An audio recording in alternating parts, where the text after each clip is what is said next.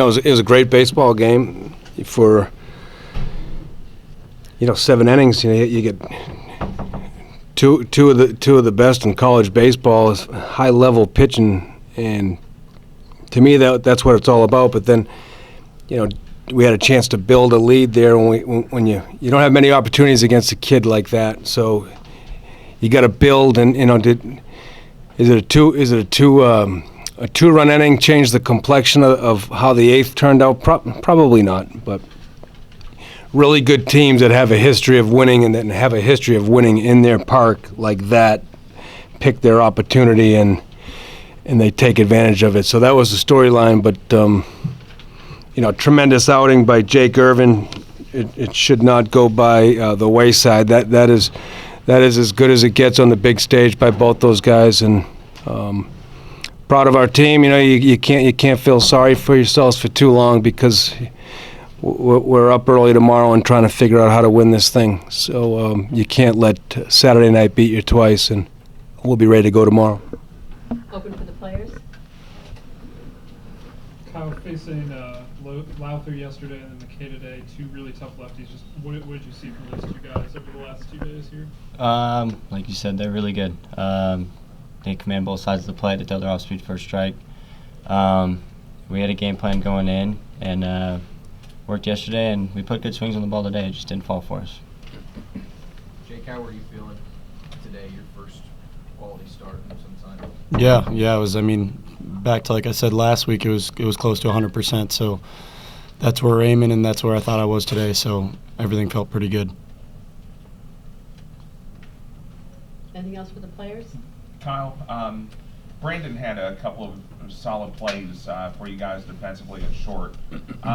As a freshman, how has his play been defensively? Is this something that he's been doing all season for you guys, or is this something that he just, as the season gone on, that he's stepped up and done?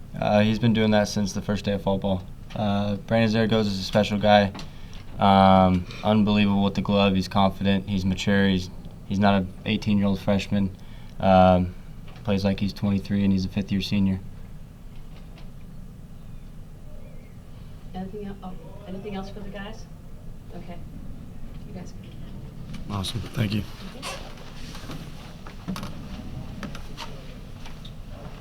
Coach, you want to take the mic back? Yes, ma'am. Yep. We'll open it up for Coach.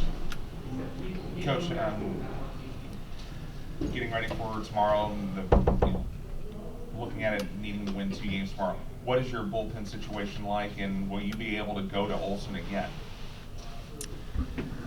To answer your first question, tomorrow's tough, and if you try to win 3 game 1 tomorrow, you're probably going to go home early. So it's the old it's one game. Literally, it's 1 game at a time, 1 inning at a time. You don't worry about your bullpen for the next game or the game after. You figure it out if you get to that game.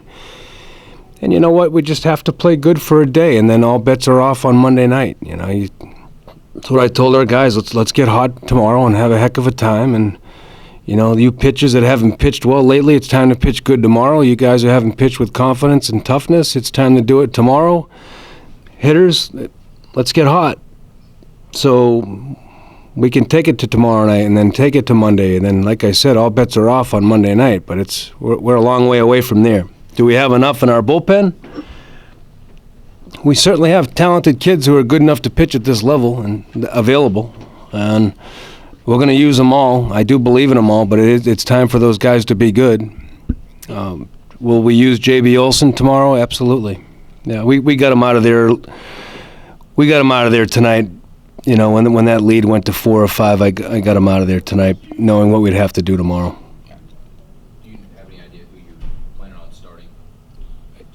Kyle Tyler will throw game 1. Yep. Pete, what did you think of McKay tonight? He's awesome. Kid's a winner. What I like about him, there's a quiet confidence about him, and a kid who's that high profile. Usually there's an arrogance around him, and there's none of that with that kid. He pitches with class and confidence, and probably speaks towards their program. But for that kid to be as high profile and as productive as he's been, to take on being a face of one of the most successful programs over the last decade, and to do it with class and respect for the game and the university. It's evident when he pitches. So that's what stuck out to me. I knew we were going to see good stuff. Fastball both sides of the plate and keep you off balance enough with the off-speed stuff. But the fastball command is pretty special. Is he more dangerous as a pitcher than a hitter?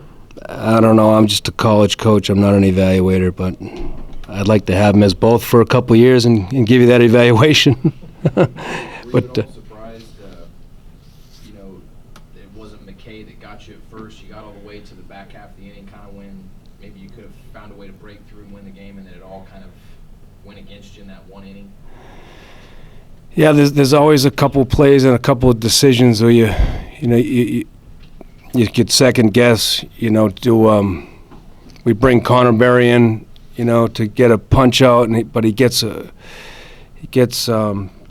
Stowers, right, to ground out. Zaragoza makes the great play. Do we get him out now and pitch against the freshman Schneider with Olsen, in a double play situation, or we stuck with Berry. They walked the bases loaded, and JB Olsen's our guy, win or lose, and I'll sleep good tonight because we went with JB because I know who he is as a person and as a competitor, and that makes my decisions easier. But he executed a really good pitch. It was a 1-2 pitch. The ball was off the plate. If you see the replay, I know it's going to be close to being in the other batter's box, and and Logan Taylor just he hooked it. The kid's a senior. How many big at bats has that kid had? And he put the barrel, he got the cap on it, he put the ball in play and got a big hit for him. That was the deciding point of the game.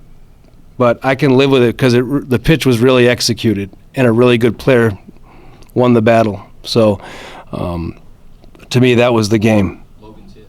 Yep, that was the game. So. Anything else for Coach? Given how slowly the offense was progressing kind of in the first half of the game, what were you actually thinking in the eighth when they started stringing all those hits together? Obviously, you weren't surprised because you know that they're a strong hitting team, but were you expecting the game to take that sort of turn? At some point, this team's offense feeds off momentum in big innings. Right? We knew that going in. We knew if we were going to win, it was going to be a one-run game. They pick their spot in the game, and they pounce on you, and they let it roll. So we didn't do a good job damage control, but at some point you have to make a decision on how you're going to win the regional.